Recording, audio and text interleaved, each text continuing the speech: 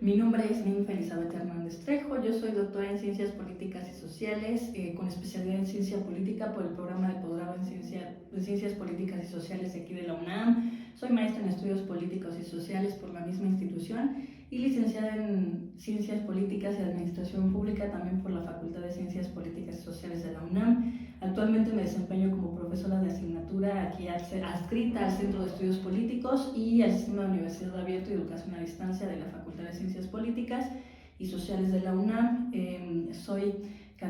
Ya soy investigadora nacional nivel 1 del Sistema Nacional de Investigadoras e Investigadores y mis líneas de investigación son innovación democrática, participación ciudadana, presupuesto participativo, voto electrónico, democracia electrónica y violencia política contra las mujeres en razón de género.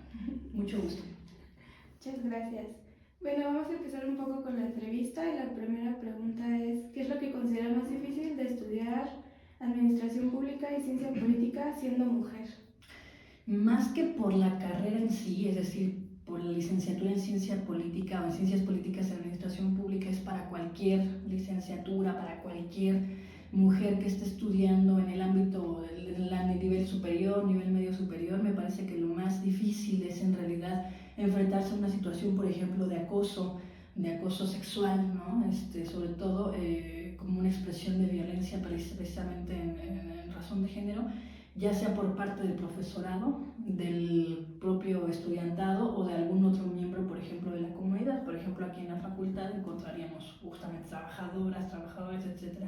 Me parece que lo más difícil sería eso. ¿Por qué? Porque sí se da, porque se presta. No sé si ustedes recuerdan este movimiento hace unos años que se dio en la facultad, no en la facultad, en torno, en general a nivel internacional sobre el Me Too, en donde se buscaba justo visibilizar también estos tipos de violencia y sobre todo particularmente el acoso. Y aquí en la facultad, no sé si ustedes se acuerdan, entre otras cosas se hicieron tendederos justo buscando evidenciar este tipo de comportamientos. Entonces, desde mi punto de vista, es uno de los primeros elementos de dificultad para las mujeres, porque además, a pesar de que se han generado cada vez más elementos, más vías precisamente para la denuncia, pues todavía hay gente que no denuncia justo por el tema de la propia el temor a una represalia, etcétera, ¿no? Sobre todo cuando el acoso viene, por ejemplo, de un profesor, sobre todo de hombre hacia mujer, que usa justamente el poder que tiene para hacer ese tipo de acciones, ¿no? Entonces, ese desde mi punto de vista es uno de los elementos que puede resultar todavía complicado. Otro de los elementos que desde mi punto de vista, o para mí, me tocó vivir también, es el asunto de la subestimación, el desprecio, el rechazo por ser mujeres en una carrera como la nuestra. Particularmente esto lo digo porque la política, ustedes se acuerdan, es la licenciatura de Ciencias Políticas y Administración Pública, pero en realidad la administración pública es una subdisciplina de la ciencia política. La política por muchos años fue vista como una cosa de hombres y todavía hay lugares, comunidades que todavía tienen esta idea, a pesar de que hemos avanzado en términos de la paridad de género, en términos de cada vez más mujeres ocupando espacios en la vida política, espacios de toma de decisión, y que ahora, hoy por hoy, ya tenemos a una presidenta mujer. Todavía existen estas nociones de que las mujeres no, y bueno, lo vemos en las campañas, mujeres que denuncian casos de violencia política en razón de género, pues lo hacen también por esto, ¿no? Por esta violencia, esta discriminación, esta subestimación por el hecho de ser mujeres, ¿no? Y esto se traslada desafortunadamente también al ámbito académico, es decir, a mí me tocó todavía ver, y no sé, ahorita no sé cómo esté el tema con mis estudiantes, el asunto de que pues, los profesores hombres en escenarios de clases sí comentaban, ¿no? Esta especie de superioridad de que los hombres eran mejores que las mujeres y que algo así como que tenían más legitimidad de estar en los espacios. De hecho, me tocó también, y bueno, de cómo se referían despectivamente a algunos hacia las mujeres, ¿no? Y me tocó también vivir este tema de que mis propias colegas, mis propias compañeras de generación, mujeres, fíjense, ni siquiera los hombres, me tocó vivir que desde este propio espacio, estudiando la licenciatura, mujeres comentaban de cómo sobresalían más los hombres en la carrera que las mujeres, ¿no? Como si de verdad los hombres fueran más aptos también para. Entonces, creo que la subestimación, la discriminación por el hecho de ser mujer todavía es un elemento que confluye en hecho de estudiar una carrera así. Puede ser a lo mejor menos, pero la evidencia desde el quehacer político hasta el quehacer el académico, porque otra vez esto es trasladar también al estudio de una esfera como la política, pues se ve precisamente inmiscuida en todo este tema de todavía el rechazo y el desplazamiento de las mujeres en el espacio público. Yo lo dejaría en este punto. ¿Cuáles son los estereotipos de género con los que se ha enfrentado a lo largo de su carrera? Bueno, mira, uno de los estereotipos o una de las cuestiones de dificultades a las que me enfrenté, no necesariamente haciendo la licenciatura, pero sí obviamente, vaya, yo desde que inicié prácticamente mis estudios de educación superior, no los he interrumpido, digamos, ha sido constante el ingreso a la maestría después al doctorado, pero justo en mi experiencia durante la maestría tuve una experiencia bastante desagradable. Fui a hacer observación electoral en Argentina, en la provincia de Buenos Aires, y tuve para esto la fortuna de contar con el apoyo de un profesor de allá de la universidad, me parece que la Universidad de la Ciudad de La Plata, que es politólogo también me parece, y que justamente estaba armando un equipo de observación electoral internacional para observar en ese momento las elecciones en Argentina. Particularmente en este caso yo fui a observar directamente las elecciones en torno a cargos como concejalías, etc., ¿no? Este profesor además me dio la oportunidad de, una vez aprovechando el vínculo, que yo no nada más fuera a hacer observación, sino que yo aprovechara mi estancia en Argentina, porque en ese momento me encontraba haciendo la tesis, de poder hacer entrevista a personajes clave que estaban instrumentando el voto electrónico allá. Entonces para mí ese fue el primer motivo de mi visita. Y se aprovechó también para que el profesor me invitara a dar una conferencia a sus estudiantes y a quienes se unieran sobre el sistema político y electoral mexicano. Bueno, ¿cuál fue mi experiencia ahí? Desagradable, que justo antes de esperar a que el auditorio se fuera llenando y empezar la conferencia, una de las profesoras que me imagino que estuvo interesada en el tema se presenta con Sebastián, que era mi contacto. Bueno, no se presenta, se saluda a Sebastián y le dice: estamos esperando al ponente o a la ponente. No, sí, ya está aquí, esta niña nos va a dar la conferencia. Vaya, estereotipos en torno al tema de no nada más de género. Seguramente esta mujer profesora estaba esperando a que un hombre y un hombre más de edad más avanzada les diera la conferencia, porque se generan estereotipos también en torno a que si eres una persona con una edad más avanzada tienes más experiencia y más conocimientos.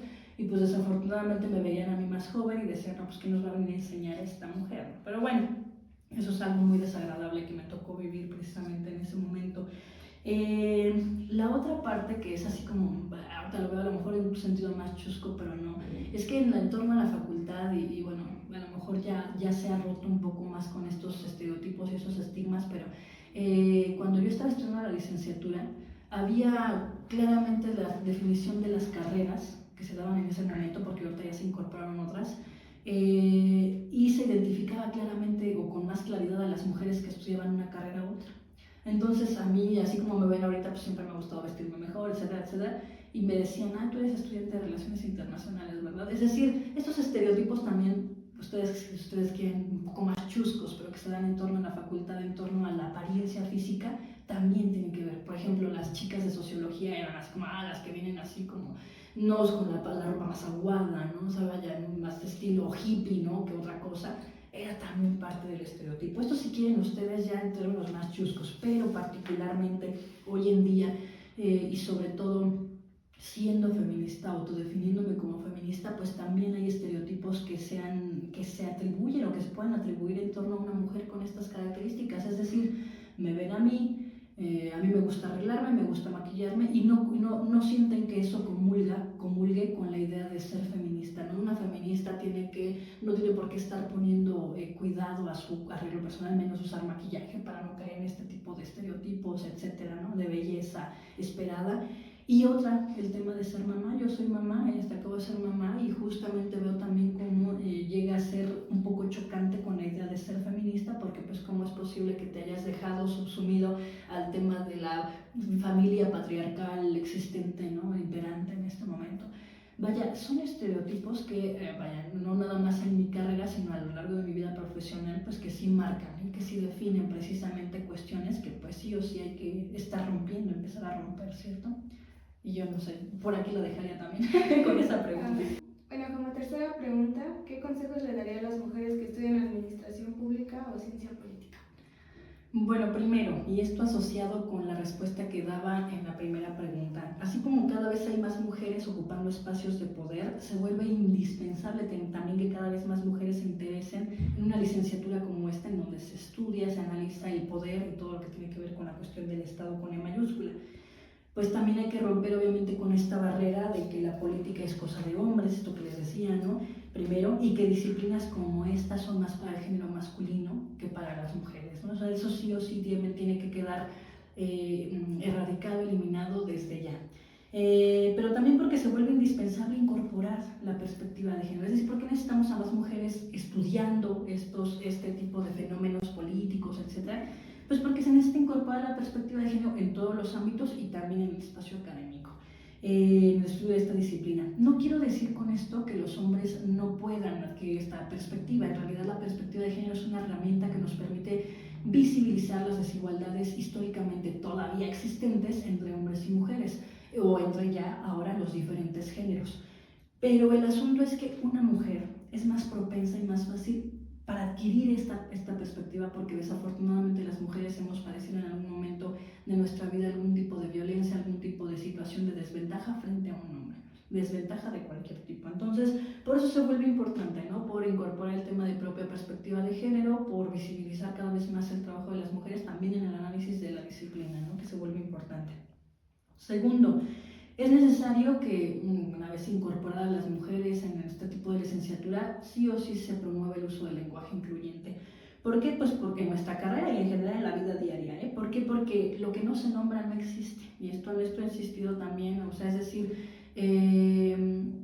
si hablamos siempre en masculino, vamos a seguir pensando que lo masculino está en el centro de todo, ¿no? Si dejamos a un lado el femenino, lo femenino, es decir, nombrar, decir, por ejemplo, esto que se aferró mucho, se señaló mucho en su momento de decir la presidenta con A, y que en lugar de que sea presidenta, pues con el hecho de pensar, de que te interiorices en tu cabeza la idea de que podemos pensar en formas de representación también diferentes. Y esto se los platico, ¿por qué? Porque particularmente en el desahogo de mi propia carrera como docente, me ha tocado que haciendo esta sugerencia del uso del lenguaje incluyente, se han sido las chicas y no los chicos quienes me han dicho que no les meta el tema del lenguaje incluyente. O sea, vaya, encontramos fuertes barreras en general sociales para el uso de la adopción de este tipo de lenguaje, incluyendo las cuestiones institucionales, es decir, la Real Academia de la Lengua se empeña en decir que no, que hay palabras que se nombran de cierta forma y no de otra, por ejemplo, para hablar en castellano o en español latino, cuando en realidad pues vemos que pues ya las realidades son diferentes y que hay que cambiar las formas en las que estamos entendiendo también estas categorías desde los propios conceptos. Tercero, es necesario que una vez estudiando también la carrera, se haga un esfuerzo por recuperar la voz de mujeres expertas en los diferentes temas que abordamos. Es decir, de citar, por ejemplo, a más mujeres en nuestros trabajos de investigación, en nuestros trabajos académicos, ¿no? Es indispensable porque estamos otra vez estudiando una disciplina que también ha sido sobre todo abordada y contada desde la perspectiva masculina. Y la incorporación de mujeres se vuelve indispensable porque también genera otra perspectiva y a visibilizar el propio trabajo de nosotras, ¿no? Porque también estamos haciendo trabajo de investigación, trabajo académico que debe de ser puesto sobre la marcha también para seguirle dando consecución, así como el trabajo de los hombres en su momento, que se va a seguir citando, que se va a seguir trayendo obviamente a las investigaciones, pero que acá pues sí se vuelve indispensable también el de las mujeres, ¿no? Entonces, vaya, también ese es otro consejo que le daría a quienes están estudiando, sobre todo mujeres, pero también en general a los hombres, esta disciplina. Y finalmente, y ahí sí es a lo mejor algo muy, también que lo señalo desde experiencias personales, y también sobre todo por la necesidad de que haya una modificación de estereotipos de género. Que las mujeres no busquemos conseguir algo, que no se busque conseguir algo a partir de la apariencia física. Es decir, que por el hecho de que eres bonita, que se genere la idea desde la propia mujer, que por el hecho de que eres bonita puedes conseguir algo más, o puedes conseguir un logro profesional, un logro laboral, o etcétera, ¿no?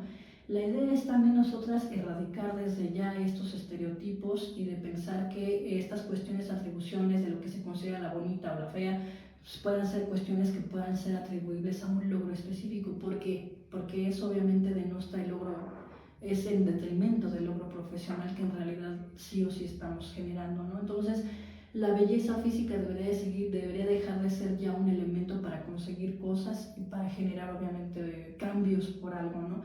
Y en ese sentido se los comento porque también me tocó ver, yo estaba formada en servicios escolares como profesora que soy, no porque cuando todavía estaba Pedro Mundo, imagínense, todavía estaba Pedro Mundo, no sé si ustedes lo conocieron, pero estaba en servicios escolares, a mí me tocó estar formada precisamente en una fila y yo iba justamente a aclarar la situación de una estudiante que había tomado un intersemestral conmigo y que quería ver si ya le podía poner la calificación. Y vi una fila largota de estudiantes que seguramente en ese momento, por las fechas que eran, estaban buscando sus altas o sus bajas o sus cambios de grupo. Pues yo no quise pasar por encima de los estudiantes que ya estaban ahí formados, me formé también. Y lo que me di cuenta es que llegó un profesor en ese momento, un profesor como de unos 70 años, yo no lo conozco, no lo ubiqué de la carrera de Ciencias Políticas y Administración Pública, y llegó con una compañera, una alumna, alta, muy guapa. Y se pasó. Oye, Pedro Mundo, ya ni siquiera solamente respetando el hecho de que estábamos gente formada ahí, es que traigo el caso de esta alumna que quiere tomar clases conmigo. O sea, es en serio, gestionando cuestiones de cambios de grupos a través de un profesor. Pero no nada más él, o sea, la chica pues, obviamente usando el recurso, a lo mejor cualquiera que ustedes quieran, pero la profesora además sirviendo también a ese tipo de dinámicas y vayan ustedes a ver qué tipo de relaciones estaban gestando ahí. El asunto es eso, hay que quitar, hay que empezar a generar relaciones en efecto que ya no se basen en estereotipos de género, sobre todo estos estereotipos a través de los cánones de belleza, etcétera, en donde sí o sí el trabajo de una mujer valga por lo que realmente vale, ¿no? Es decir, que sí o sí sea el mérito personal el que genere precisamente un logro, no otra cosa.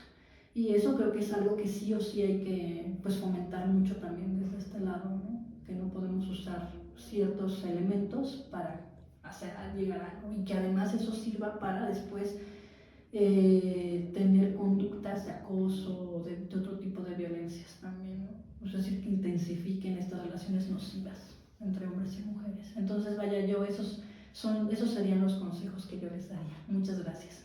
Gracias.